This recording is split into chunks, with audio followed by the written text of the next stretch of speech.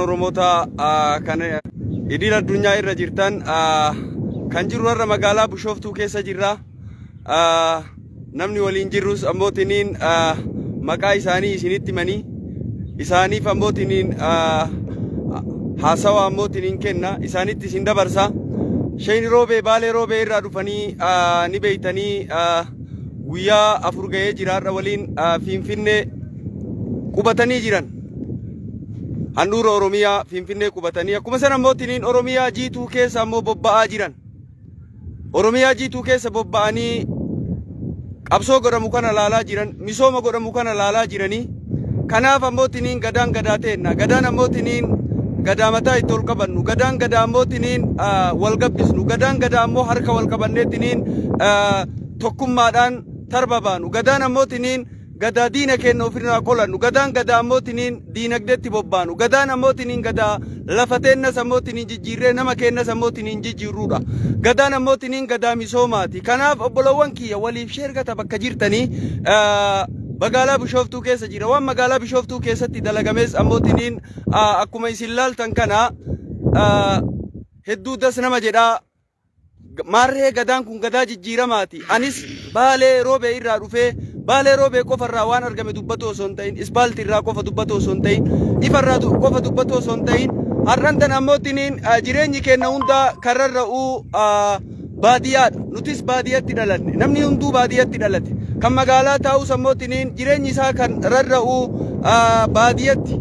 Maaliif jennaan oomishni guddaan ammootiin baadiyyaadha. Jireenyi keenya baadiyyaadha. Kanaaf ammootiin mootummaan naannoo Oromiyaa pirezidaantiin Shimallis Abdiisaa akkuma sana ammootiin Dr. Abiy waa hedduu irratti xiyyeeffatanii waa hedduu dalagaa jiran. Kanaaf ammootiin isinis galatooma. Yoo har'a nuti mootummaa kana bira dhaabanneetiin hin jedhin eenyutu bira dhaabata. Siigala yoo ati irraa baqatte yoo anillee irraa baqadhe eenyu bira dhaabata. Kanaaf irree walii haa taanu, gaachana walii haa taanu. Gadaan gadaa keenya jechuu barbaade obboleessa keenya isin dabarsaa magaalaa Bishooftuu keessa jirra.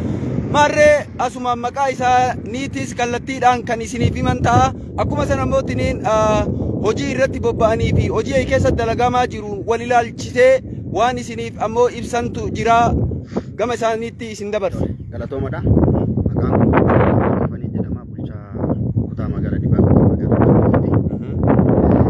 mootummaan jijjiiramaa barii jijjiiramaa galee wanni faayidaa qabeessan baay'ee isaa hojjeta waan seenaa qabeessa magaalaa Bishooftuu keessatti hojjetame Bishooftuu International Airport kan jedhamu kuni biyya keenyatti seenaa guddaa kan qabu.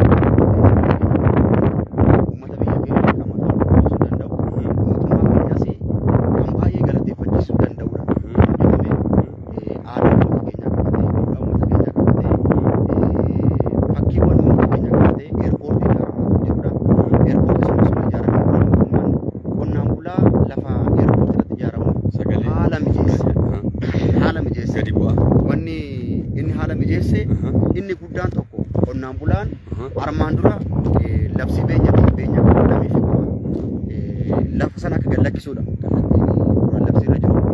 Har'atti garuu qonnaan bulaan kun jireenyi isaa itti fufiinsa qabaachuu danda'u, dhalootatti dabarsuu danda'u qaba jedhamee lafti kun amma yoo bal'aa ta'e lafa agroo piroosesii hojiin misooma beelladaan kan wal qabatu irratti hojjetamu kan lukkuun keessatti horsiifamtee, keessatti qalamtee, keessatti kan itti deemuudhaan qonnaan bulaan keenya karaa kanaan faayidaa tokkoon argata. Maashiniin isaa qophaa'u kan maashiniin lukkuu qalu, maashiniidhaaf nyaata kan qopheessu, lukkuudhaaf nyaata kan qopheessu, bakka lukkuun itti sheediin keessatti guddattu, haachariin lukkuu bu'aa baasuu danda'u. Kanaaf kana fakkaatan hin jira. Kanaaf immoo qonnaan bulaan keenya maashiniitti fayyadamu, lukkuu horsiisuu kanaaf kana fakkaatu dargaggeessa isaa dabalatee fedhii isaatiin galmaa'ee leenji'aa jiraachuudha. Kanarratti dabalataan horiin furdata. Horii furdatu bakki qalma isaas keessatti asuma keessatti furdata. Fayyummaan horii kanaa eegamee hangi horii furdatutti erga furdate booda qalamee hanga eerpoortiitti deema. Gabaa barbaada qonnaan bulaan keenya deemuu danda'an asirratti faayidaa argatu.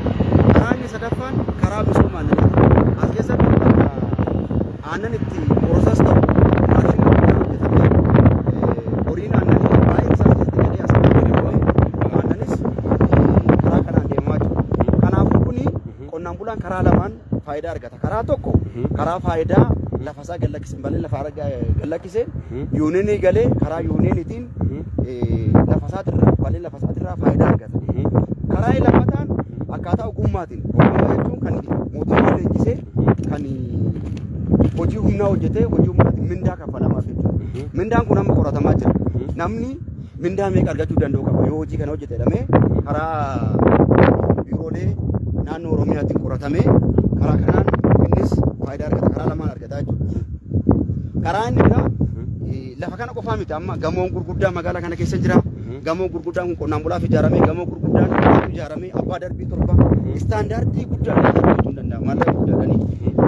Sarraayis faayidaa argataa jiru. Waan adda addaati. Biizinasii adda addaati oolee. Karaan inni sadaffaan jallisiin qaban.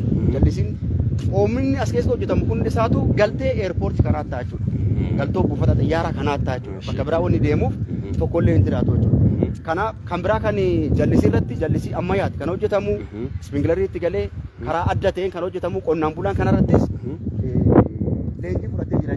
Leenjii fudhatee akkaataa leenjii saniitiin waan achirratti oomishame qonnaan bulaa achitti hojjetuuf mindaatu kaffalamaa. Akkaawun tokkotu baname akkaawun tokkorraa hundi isaatu kan tajaajila argatu jechuudha qonnaan bulaan kun.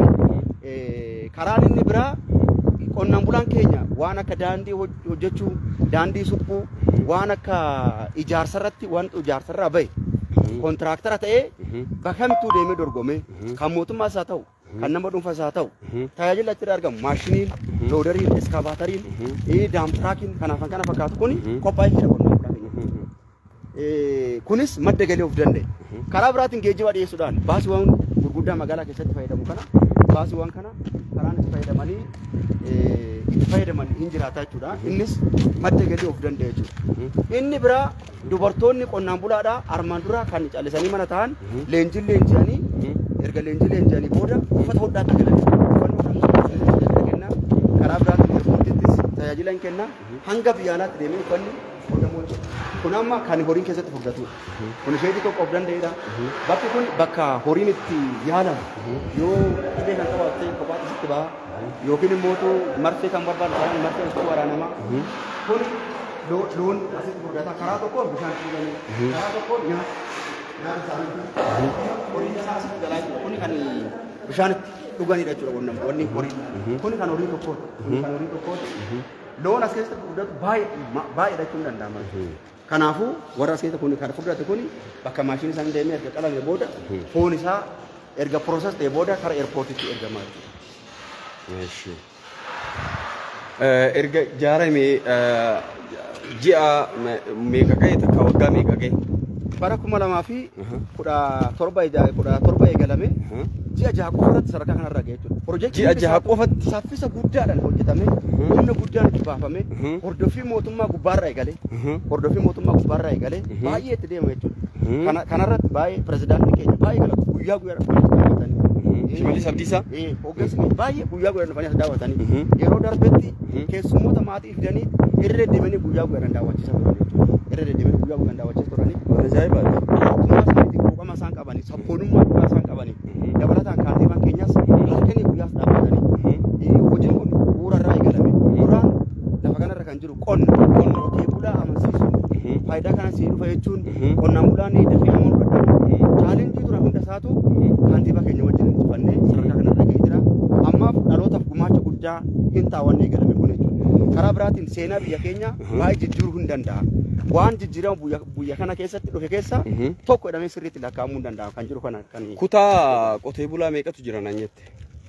Amma qonnaan bulaan kutaa magaalaa keenya keessa jiruu fi qonnaan bulaan warra Abbuu Seerraa buqqee kun lakkoofsa kan daata funaaname warra naannoo wajjinis walii gallee kan funaanne naannoo qonnaan bulaa 2800 ga'ee jira. Kanaaf kan altumaan argatanii jiranii isaaniitti kan lafa hirannaan argatanii jiranii isaaf hundi isaatu daataan karaa qulqullina qabu irra deddeebi'ame si'a baay'ee fudhatamee jira lakkaa'amee jira. Kan lakkaa'ame kanarra dhaabbatanii kan bal'inni lafaa hektaara tokko gallakkise jira hektaara 3 kan gallakkise jira qarxii tokko illee gallakkise jira akkaataa bal'inni lafa isaatiin faayidaa argata. Bal'inni lafa isaatirra dhaabbatee faayidaa argataa faayidaa ala mootu asuma keessatti gurmaa'ee qaxaramee faayidaa argataa kan jedhu kana jechuudha kallattiin taa'ee kanaaf mootu kuni seerri itti akka seera gochaa akka deeman qonnaan bulaan kunis kan hubachiisaa leenjisaa dhufnee jirra hubatee jira baay'eetti gammadaadha jechuudha baay'eetti gammadaadha. Sirba qotee bulaan duraan sirbaa lafa ofiirraa fiiga har'a mootiin mootummaan waan sana mootiin dhaabee waan kana mootiin ijaaree ummatatti garsiisaa jira waan sana mootiin sirna dabrisan jijjiiraa jira jechuudha. Magaalli Bishooftu baay'isooyi Finfinneetti dhiyoo jirti. Finfinneetti dhiyoo jirti. Oromoonni Finfinneetti dhiyoo jiru kuni lafti isaa sababa adda addaatiin sababa bal'ina magaalaatiin sababa investimentiitiin sirnoota darbe keessaa lafti isaa irraa buqaa ture jechuudha. Sanyiitu bade, gosatu bade, aadaa isaatu eenyummaa isaatu bade. As keessatti mootummaan inni guddaan kan hojjete waan duraan bade sanis deebisaa jira jechuun danda'ama jechuudha. Sirbee bahee dhugaadha. Sirbee keessaa gallakkise sanyii isaatu bade. Bahee biyyaasii bahee yoo sokorruun fira siitee jedhee sirba gallakkise. Bahee biyyaasii bahee yoo sokorruun fira siitee yoo dandeessi fira siitee dandeessa wajjin jiraadhu jedhee lakkisee tare. Gallakkisee badee. Homaa gochuu akka hin dandeenye hin beeka. Sirnoonni darbee sun cunqursaa kan raangee hin beeka. Kanarraa kaafamee qeessaa gallakkisee bahee kanaaf immoo mootummaan keenya hojjechaa jira jechuudha. Dheebuu qonnaan bulaa duraanii, dheebuu qonnaan bulaa Oromoo duraanii, wanni imimmaan qonnaan bulaa Oromoo duraanii bakkatti deebisuudhaaf kuni ol ka'iinsa guddaadhaan yaadame jechuudha. Baay'isooyi sirni keessa jirru sirna badhaadhinaa ijaaraa jirra qonnaan bulaa keessa sadarkaa kanatti fiduudha bakka hundattuu jechuudha. Kuni xaaraa badhaadhina qonnaan bulaati jechuudha. Sadarkaa kanarraan geenye bakka mittu kan eerpoortii alattis qonnaan bulaa keessa sadarkaa kanatti fiduu danda'u qaba. Asitti lukkuu horsiisaa, porosaas gochaa foon isaa, asitti aannan elmaa, asitti porosaas gochaa, mana jireenyaa gaarii jiraachaa, jiruu gaarii erga jiraate qonnaan bulaan keenya badhaadhina fakkeenya badhaadhinaatti fiduu danda'u qaba. Asirraa fudhatamuu danda'u qaba hojjetamaa jiru waan ta'eef. Kanaaf mootummaan bakka mittu mootummaa keenyaaf galata sirriitti galchaa jiranii kan jedhu kana jechuudha. Obboleessi keenya kun waa hedduu ammootiin dabarsiise waa hedduu irraa fudhadhee akkuma isin gartan kana ammootiin daawwii turtii waliin godhe keessatti waa hedduu ammootiin jijjiirama hedduu jiru natti garsiise. Haa ta'u anis ammoo Oromiyaa jiituu keessa deemeetiin daawwataa jira waan argamerraa dubbataa jira waan hin argamin irraan dubbadhu. Maaliif jennaan kuni guyyaadha halkanii miti. Namuma guyyaa kanaan halkan jedhu jira. Maarree Oromiyaa jiituu tana keessa rakkinni hin jiru jechuu miti. Rakkinni uma jira. Garuu ammoo waan argamu kanarraa qabatu dubbatuun dirqama kiyya. Rakkina sanoo akkamitti fooyyessina yoo tokko ta'an yoo walitti dhufne yoo walii tumsine yoo walii yaanne yoo walii nyaanne yoo wal nyaannee miti yoo wal tuffannee miti yoo wal hir'ifnee miti yoo wal gannee miti yoo wal harcaafnee miti.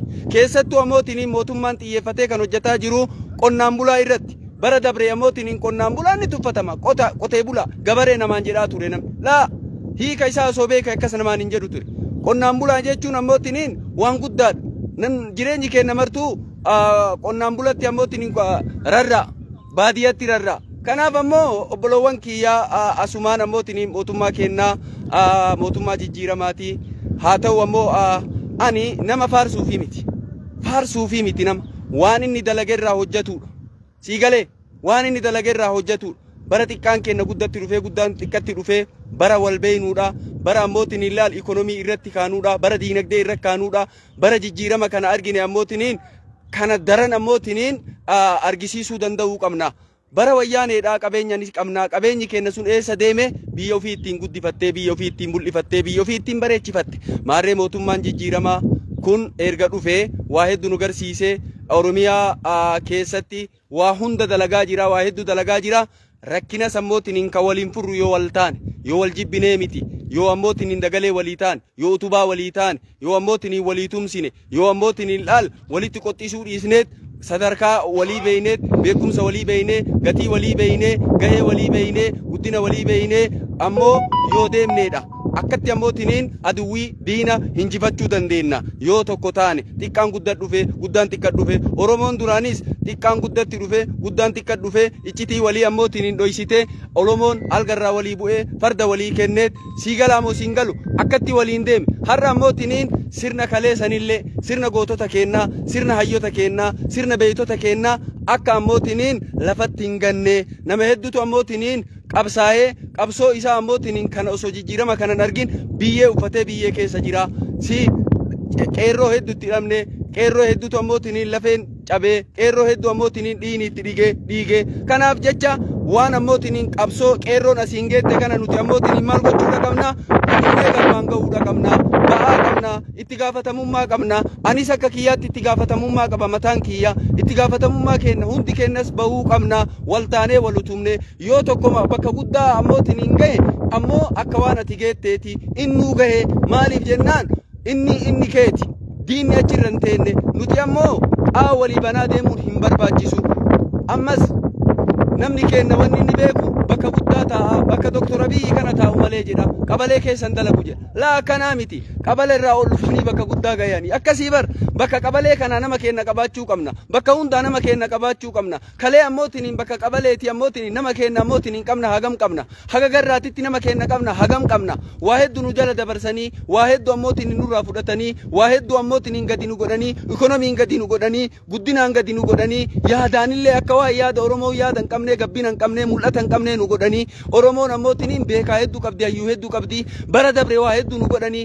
sirna dubbachuudhaan qabnu afaan Oromootiin dubbachuudhaan qabnu har'a afaan Oromootiin ammootiin dubbanne afaan Oromootiin ammootiin haasoyne har'a ammootiin waa hedduu argaa jirra waan argu kanarraa dubbachuun dirqama kanaafis obbolowwan kiyya wal jala deemtanii waliin qeeqina mee ammas ammootiin kutaa kana daawwanne waan kutaa kanarraa obboleessi keenya kun nu haasa'u jechuudhaan barbaada na hordofa.